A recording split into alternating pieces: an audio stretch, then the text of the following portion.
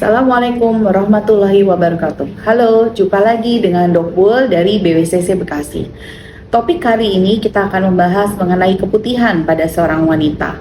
Apa itu keputihan? Keputihan adalah keluarnya suatu cairan dari vagina seorang wanita, bisa berupa berwarna, baik itu berwarna putih, kekuningan, atau hijau, atau cairan bening yang jumlahnya banyak disertai dengan bau, gatal. Apakah keputihan itu kondisi yang normal? Keputihan kita katakan adalah kondisi yang tidak normal terjadi pada seorang wanita, karena pada prinsipnya seorang wanita tidak boleh mengalami suatu keputihan. Apa saja penyebab dari keputihan tersebut? Keputihan terjadi apabila ada perubahan pada pH vagina kita. Jadi pada perempuan itu kita mempunyai vagina. Vagina ini dia harus mempunyai pH yang bersifat asam, yaitu pada pH kondisinya di bawah 4,5. Pada kondisi-kondisi yang menyebabkan pH vagina menjadi berubah, terutama menjadi naik di atas 4,5 atau dia menjadi basah, yaitu pada keadaan seorang wanita yang mengalami kehamilan, pada seorang wanita yang menjelang haid, atau seorang wanita yang mengalami suatu penyakit-penyakit, misalnya dia ada menderita diabetes, atau menggunakan obat-obat pencuci vagina yang seringkali digunakan yang bersifat sebagai antiseptik. Itu tuh semua akan menyebabkan terjadinya perubahan pH vagina.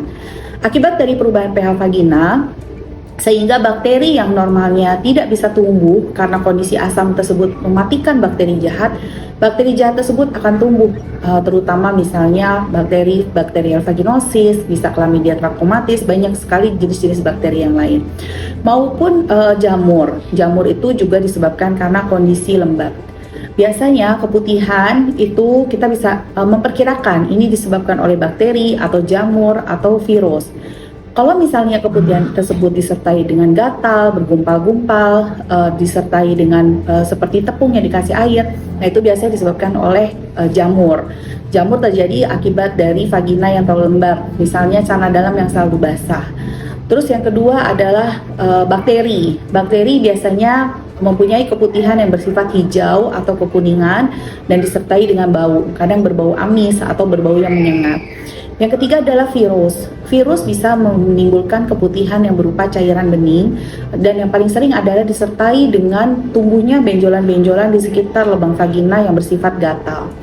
Nah, kenali apakah kita sudah mengalami suatu kejadian keputihan. Apabila kita mengalami suatu kejadian keputihan, maka segera konsultasikan pada dokter kandungan ibu-ibu semua ya.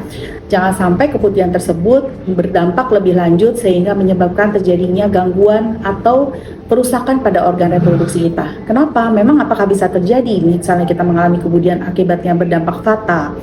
Ya, bisa terjadi.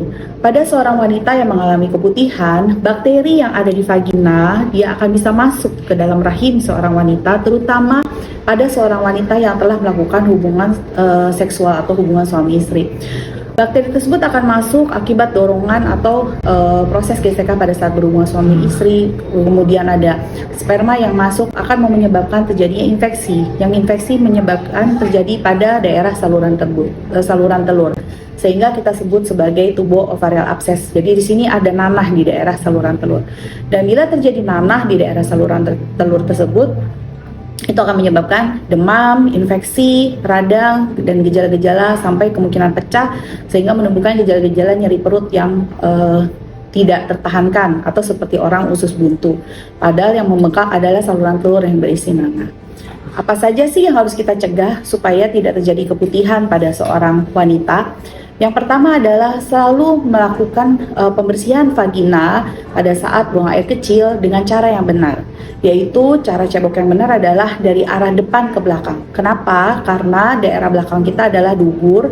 Nah, itu banyak sekali bakteri-bakteri jahat yang bisa masuk ke dalam vagina kita yang akan menyebabkan terjadinya infeksi. Yang kedua adalah selalu menggunting bulu kemaluan bila dirasa bulu kemaluan sudah dirasakan panjang, supaya tidak terjadi lembab daerah vagina kita, terutama setelah kita selesai menstruasi. Jadi kalau bulu kemaluan kita terlalu panjang atau lebat, itu akan menyebabkan daerah sekitar lubang vagina kita menjadi lembab. Yang ketiga adalah hindari menggunakan obat-obat cebok atau pembersih vagina yang bersifat sebagai antiseptik, misalnya sabun sirih. Kita harus ingat bahwa vagina kita memiliki bakteri baik yang disebut Lactobacillus yang menjaga pH vagina kita. Apabila bakteri tersebut menjadi rusak atau hilang atau terbunuh oleh antiseptik yang kita gunakan sehari-hari, maka akan terjadi perubahan pH vagina kita dan itu akan menyebabkan timbulnya keputihan. Yang keempat adalah jangan sering menggunakan panty liners yang dipakai terlalu lama.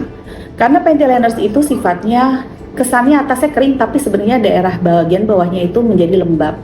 Pada saat panty liners tersebut menempel dengan kulit daerah sekitar vagina kita, maka vagina kita akan menjadi lebih lembab. Kalau moms mau menggunakan panty liners harus sering diganti. Maksimal adalah 3 jam sekali harus mengganti panty liners tersebut. Yang berikutnya adalah bila mengalami suatu konstipasi itu akan berhubungan juga dengan keputihan. Karena bakteri yang ada di sekitar usus akan bisa mempengaruhi daerah sekitar vagina kita juga, akan mengganggu probiotik di daerah sekitar vagina.